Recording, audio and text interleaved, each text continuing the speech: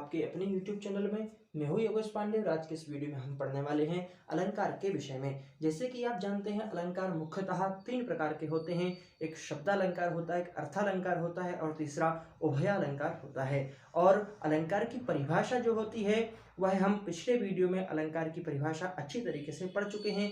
आज के इस वीडियो में हम पढ़ने वाले हैं शब्दालंकार के विषय में। शब्दालंकार में भी आज हमारे सामने जो अलंकार है वह बहुत ही महत्वपूर्ण अलंकार यमक अलंकार के विषय में आज हम पढ़ने वाले हैं। जी हाँ, यमक अलंकार जो शब्दालंकार के अंतर्गत आने वाला एक अलंकार है और अति महत्वपूर्ण अलंकार, सभी संस्कृत की प्रतियोगी परीक्षाओं में पूछे जाने वाला अलंकार है। तो आप वीडियो को अच्छे से देखिए और इस अलंकार से संबंधित जो भी आपकी समस्याएं शंकाएं हैं उनको दूर कीजिए। चलिए हम शुरू करते हैं यमक अलंकार को। और यमक अलंकार का जो लक्षण है वह है सत्यर्थे पृथगर्थायाः स्वर व्यंजन संहतेः क्रमेण तेनैवावृत्तिः यमकं विनिगद्यते। सबसे पहला शब्द इस लक्षण में दिया है आचार्य विश्वनाथ ने कि सत्यर्थे यानी कि अर्थे सति। अर्थे सति का मतलब होता है ऐसा शब्द जिसका कोई अर्थ हो, यानी कि हम कह सकते हैं सार्थक शब्द। तो कोई सार्थक शब्द हमारे सामने हो अथवा कोई ऐसा शब्द हो जिसका अर्थ पृथक हो। अर्थायाः कैसा अर्थ? पृथक। पृथक का मतलब होता है भिन्न, यानी कि सार्थक शब्द हो अथवा पृथक अर्थ वाला शब्द हो, यह हमारे लिए मायने नहीं रखता।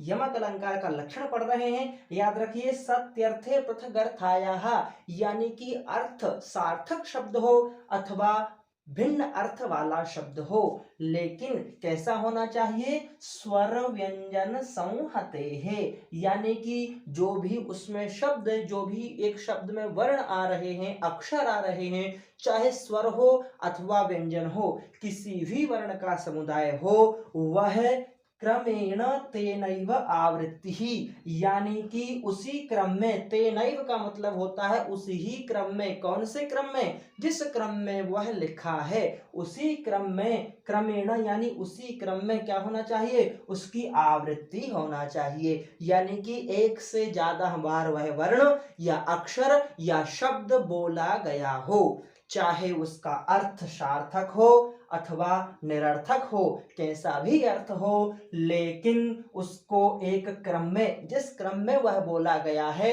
उसी क्रम में यदि वो हो, जैसे कि स्वर हो या व्यंजन हो, कोई भी वर्ण हो, कोई भी अक्षर हो, उसमें क्रम को नहीं हटना चाहिए, यानी एक ही क्रम में यदि वो है तो हम उसको यमकम विनिगद्यते, यानी कि उसको यमक नामक एक हम परिभाषा देते हैं या फिर हम उसको यमक नामक अलंकार कहते हैं। ठीक है, एक बार फिर मैं लक्षण को बता रहा हूं, आप ध्यान से सुनिए। सत्यर्थे पृथगर्थायाः स्वर व्यंजन संहतेः, यानी कि चाहे सार्थक शब्द हो या फिर निरर्थक शब्द हो, ऐसा शब्द जो कि स्वर और व्यंजन के समुदाय से युक्त हो, यानी कि जो उसमें स्वर हो या व्यंजन हो वह अपने ही स्थान पर रहे, स्थान में परिवर्तन ना हो। स्थान का मतलब है उसी क्रम में रहे, जिस क्रम में वो लिखा गया है या जिस क्रम में वह बोला जा रहा है उसी क्रम में, यदि चाहे वह स्वर हो या व्यंजन हो, उसमें बदलाव नहीं होना चाहिए, याद रखना आप।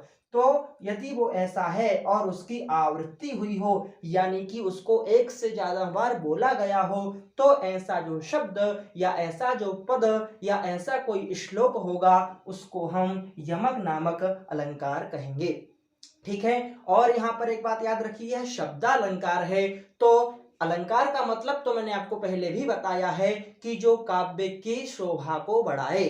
ठीक है, जैसे हमारे शरीर की शोभा को बढ़ाने के लिए हम चंदन लगाते हैं, घड़ी पहनते हैं और अन्य अन्य सुवर्ण आदि की वस्तुएं, अलंकार आदि हम पहनते हैं, वही अलंकार हमें कहाँ लगाना है? काव्य में लगाना है। वह जो काव्य में हम अलंकार लगाते हैं वह शब्दालंकार, यानी कि शब्दों के द्वारा हमें पता लगे कि यह कितना सुंदर काव्य है, तो वह कहलाता है शब्दालंकार। और यमक जो है वह शब्दालंकार है, जिसका उदाहरण हम देख रहे हैं, नवपलाश पलाशवनम। पहला चरण यहाँ पर खत्म हुआ, नवपलाश पलाशवनम। अब यहाँ पर आप देखिए कि यहाँ पर एक शब्द लिया है पलाश, पलाशा। अब यही जो पलाश शब्द है यह यहाँ पर भी लिया है, सेम टू सेम यहाँ पर है। ठीक है, फिर हम आगे वाले चरण में चलते हैं तो यहाँ पर भी हमें दो शब्द दिख रहे हैं जो एक जैसे हैं। क्या क्या है, एक है पराग और दूसरा है परागत, लेकिन हम इसको भी पराग तक ही ले लेंगे क्योंकि हमें क्या चाहिए, एक से ज्यादा और एक ही क्रम में जमे हुए, चाहे वह स्वर हो चाहे व्यंजन हो, तो परागा यहाँ पर जो क्रम है वही क्रम यहाँ पर भी है। ठीक है, तो हम यहाँ पर पराग तक ही इसको लेंगे। इसके बाद हम तीसरे चरण में जब देखेंगे तो यहाँ पर है लतांत, फिर यहाँ पर है लतांत।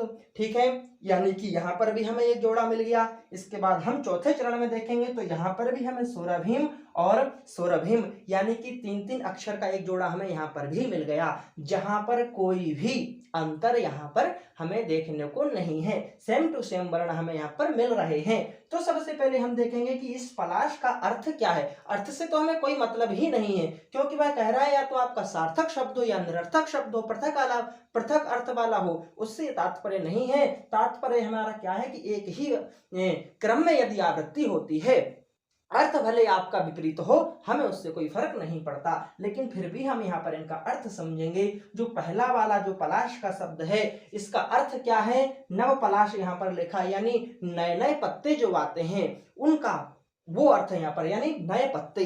ठीक है, या नए पुष्प हम यहाँ पर इसका अर्थ ले लेंगे। और दूसरा पलाश वनम, यानी उनका वन हम कह सकते हैं, पलाश का वन, तो अर्थ दोनों का अलग अलग हो गया। यानी ये जो दोनों हमने यहाँ पर शब्द लिए, एक पलाश पहला और दूसरा वाला पलाश, इन दोनों का जो अर्थ है या ये जो दो शब्द हैं ये कैसे शब्द हो गए, सार्थक शब्द हो गए। ठीक है, याद रखना, पलाश का अर्थ हो गया एक पत्ता, नया वाला पत्ता या पुष्प, इसका हो गया वन, यानी दोनों का अर्थ हमें समझ में आ गया। तो ये जो शब्द हो गए ये कैसे हो गए, सार्थक शब्द हो गए। अब हम यहाँ पर चलते हैं पराग और परागत। अब यह जो पराग है इसका तो हमें अर्थ समझ में आ रहा है कि जो लालिमा या फिर हम कह सकते हैं जो पराग जो नए नए पुष्पों में हमें देखने को मिलता है, जिसको हम कहते हैं वह पराग यहाँ पर, जिसका अर्थ स्पष्ट होता है। और परागत, यह थोड़ा सा अर्थ हमें इसका नहीं आ रहा है समझ में, यानी कि यह निरर्थक शब्द हम इसको कह सकते हैं। तो यह हो गया हमारा निरर्थक, यानी एक सार्थक एक निरर्थक, उससे कोई मतलब नहीं है, लेकिन इसका अर्थ नहीं है तो हम इसको क्या कह सकते हैं, निरर्थक शब्द कह सकते हैं। यह सार्थक शब्द हमारे लिए हो जाएगा, लेकिन फिर भी एक क्रम है, इसलिए हम यहाँ पर यमक अलंकार को मानेंगे। तीसरी बात हम तीसरी लाइन में देखते हैं तो यहाँ पर लतांत और लतांत, तो यहाँ पर जो लतांत है ला अलग है, फिर तांत, यानी मृदुल शब्द है, फिर तांत यहाँ पर लगाया है। लेकिन जब हम यहाँ पर अलंकार करेंगे तो हम इसको पूरे शब्द को ले लेंगे, लतांत ऐसा जोड़ देंगे और यहाँ पर इस लतांत को जोड़ देंगे।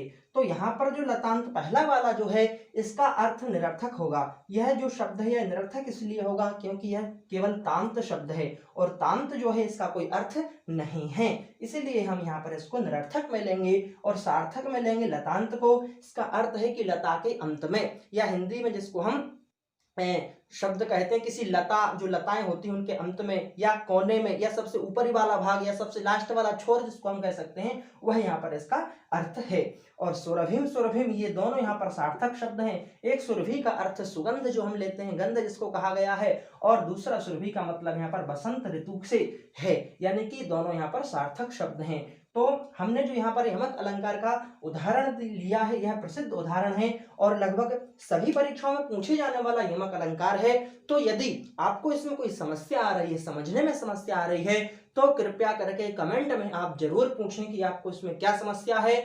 मैं प्रयास करूंगा कि आपकी उस समस्या का निराकरण हो सके। और यदि वीडियो अच्छा लगता है तो कमेंट और शेयर अवश्य करें। वीडियो देखने के लिए धन्यवाद।